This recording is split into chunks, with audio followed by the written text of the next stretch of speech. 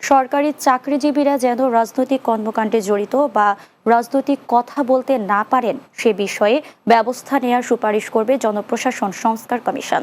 রোববার সচিবালয়ে অনুষ্ঠিত বৈঠক শেষে কমিশনের প্রধান আব্দুল মুইত চৌধুরী কথা বলেন। তিনি জানান, প্রশাসনের কাঠামোগত পরিবর্তনের সুপারিশ করতে যাচ্ছে সংস্কার কমিশন।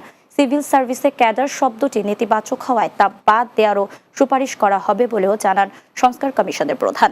এ সময় জনপ্রশাসন মন্ত্রণালয়ের সিনিয়র সচিব মুখলিসুর রহমান মাঠ পর্যায়ে পরিদর্শনের অভিজ্ঞতা জানিয়ে বলেন, সিভিল সার্ভিসে সবচেয়ে বেশি দুর্নীতি হয় এসিল্যান্ড ও রেজিস্ট্রি অফিসে।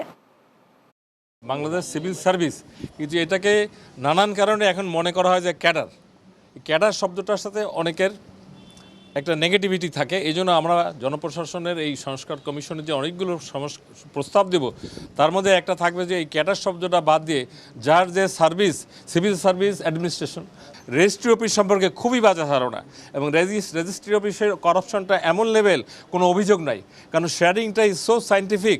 এই যে উপরের দিকে যে সংবিধানের সংস্কারের কথা বলা হচ্ছে, নির্বাচনের সংস্কারের কথা বলা হচ্ছে, এগুলো খুব গুরুত্বপূর্ণ।